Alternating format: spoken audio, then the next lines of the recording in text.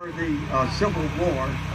His sister in 1898, he was a county commissioner, by the way, and his servants, his helpers, built around 85 out here. In 1898, his sister spent the equivalent of more than $800,000 remodeling the house. She filled in the L shape with rooms on the 4 levels of basement, first floor, second floor, and third floor. She put in a buggy porch, a big wraparound porch, the tower on the northwest, and a water tower on the southeast with a windmill that provided running water for the house, maybe the first one in Frederick County in 1898. She also had central lighting. There was carbide in the basement and a dripping water that made a settling. You can still see some of the pipes in the porch ceiling. So welcome to Gayfield. The second owner of Gayfield was the Moran family. And you can Google for Bill Moran, and you will find that he was a world-renowned bladesmith and knife maker. Bill was my friend. I miss him. I really miss him. He's a really, really unique guy. I bought the farm when I was 35 years old, and that will be 61 years this coming Tuesday, which is the 1st of November. So that means that I am 96 years old. On paper, on the calendar, I'm really not 96 years old for 2 reasons. One reason is I'm a Seventh-day Adventist. Google for Seventh-day Adventist, and Google will tell you you live 10 years longer than the average. We really do. We don't drink. We don't smoke. About half of us are vegetarian. And we all believe that our body is the temple of the Holy Spirit, and we try not to desecrate that body. So give me 10 years for being a Seventh-day Adventist, and now I'm only 86. And I'm the happy recipient of longevity genes on both sides of my family. Oh, by the way, excuse me for wearing a hat.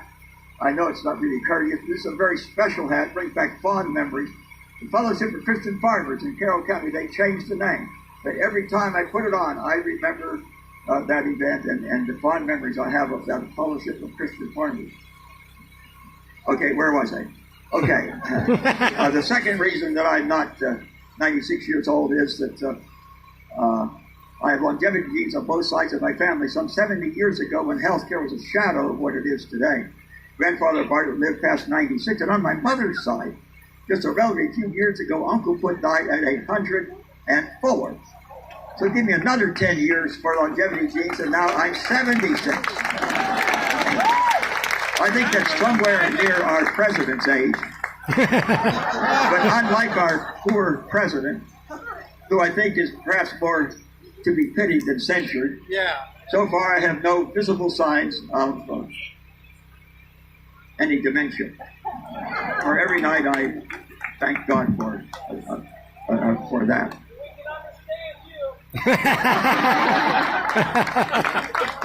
In my life, I received a degree in master's in science, a doctorate in science. For a number of years, I was a very serious basic researcher, publisher, scientific papers, and teacher.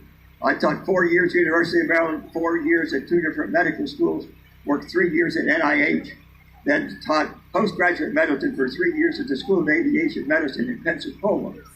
While there, I saw some problems they had with respiratory equipment. And all farmers have to make do and fix things. And I looked at that thing, I said, gee, I can fix that. And I ended up being awarded 20 military patents. I'm told that I hold the basic patents on closed-loop rebreathers. This prevents the firemen to stay much longer at the scene of the fire, and it permits our SEALs to swim underwater without leaving that telltale string of air bubbles behind them.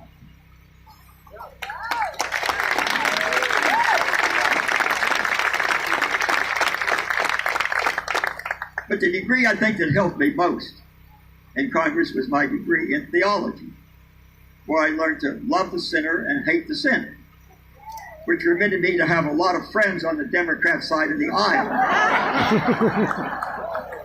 One of them, not really a close friend, was Mike McIntyre from North Carolina. Mike was pro-life, He was a conspicuously ardent Christian and quite a conservative voter. I asked Mike today, Mike, why are you a Democrat rather than Republican? He said, oh, they need missionaries. And they do. God bless you, Mike, for being a missionary to the Democrat Party. Another Republican that I was really good friends with was Gene Taylor from Mississippi. We served on the Armed Services Committee together. We were so alike in our views of our military, where it should be going, where our country should be going, and life in general, that Gene told people that we were joined at the hips. If you mentioned my name when you were talking to Steny Hoyer, he told me he would tell the people, Roscoe is my friend. That was reciprocal. And Nancy Pelosi. Yeah. Nancy invited me to sit with her at the State of the Union. She took me by the hand when she first became Speaker and led me back to her private quarters, where she had all the high-rolling Democrats that were supporting her campaigns. I asked Nancy, I said, Nancy was very, very friendly. I said, Nancy, why me? She said, well, it's a Maryland thing. She was a D'Alessandro daughter. Her father was mayor of Baltimore. Nancy asked me to go on a Codell with her, and on the way back, we gave her that customary gift that you give the leader of the Codell. And the group asked me to present the gift to Nancy. Gee, what was I going to say? I've got to be truthful, but I also have to be courteous and respectful. So when I gave the gift to her, I said, Nancy, I really admire your commitment, but to all the wrong things? And Nancy just laughed. You know, I mention these things because I think that dialogue in the Congress is very important. When I was in Congress, we had blue dog Democrats that were more conservative than some of my liberal Republican friends from the New England states. I think that's gone now. No longer is any meaningful dialogue in Washington. We don't talk to each other in Washington. Those two universities, the Republicans and Democrat universities, are no longer any overlap. They don't even speak the same language. Rather than talking to each other, they yell at each other. I don't think this bodes well for the future of our country, so I'm not sure what to do about it. With some long series of votes, and you're stuck on the floor, and I generally sat right on the aisle. The Democrats were on the other side of that aisle. Across from me frequently sat John Conyers. And one time I went over and sat down beside John Conyers and said, John, I need your help in trying to understand something. We use in Congress, the Democrats, not the Republicans, use that promote the general welfare clause and do anything and everything we wish. And I said, John, if that's what our founding fathers intended, why did they put Article 1, Section 8 in there? Put all of that detail, which we call enumerated powers.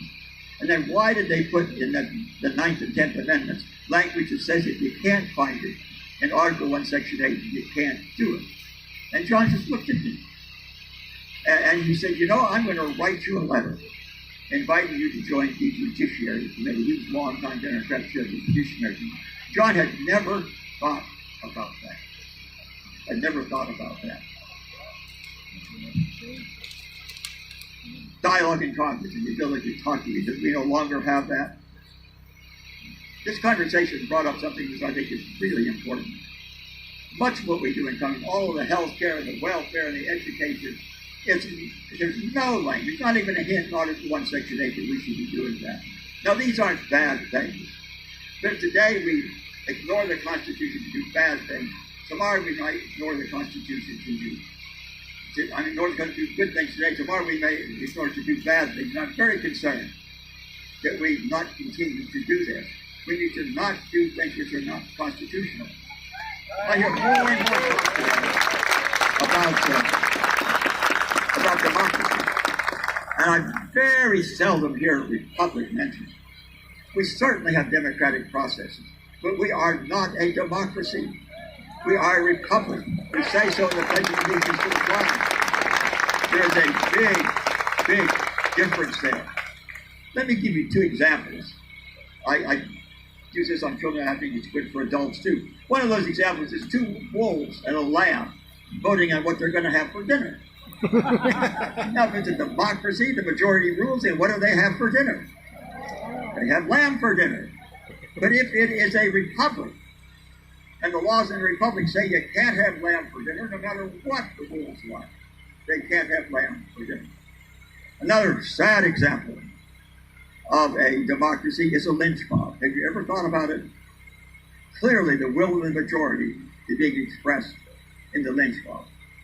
Aren't you glad you live in a republic? Now, today, our children are bathed in a seething sea of liberalism and socialism in our colleges. We're nearly half socialists in our country today. One day we may be more than half socialists in the country. I hope not. We've got to do something about our educational institutions. But even if we are more than half socialists in our country, we will not be a socialist government because we are a republic. It takes 2/3 of the House, 2/3 of the Senate, 3/4 of the state legislature to change the Constitution. And you know, it's going to be a lot of liberals out there before we can change that Constitution. Okay. My main reason for being here today, you know, I thank you for hearing me out on these two major complaints. And I want to tell, I'm not introducing again, but I want to tell you that for the last 7 years, I have stoutly and strongly supported the candidacy of our main speaker today for the next president of the United States. But today, you know, we're about 50-50 Republican Democrat in this district. The Democrat who is in the Congress and running for another term has some pretty good nice guy ads out there. Maybe everything that he says he is in those ads, but he has one fatal flaw, Neil. One fatal flaw that no amount of nice guy advertising is going to cover up. And that is he has been a very consistent, sure vote for the liberal left and moving our country down the wrong path. Now you need to tell the voters, if you think your country's going in the right direction, you vote for my opponent. And most of you people out here don't think that. They need to vote for Neil Parrott. It's my great pleasure now to introduce to you the next congressman from the 6th District, Neil Parrott.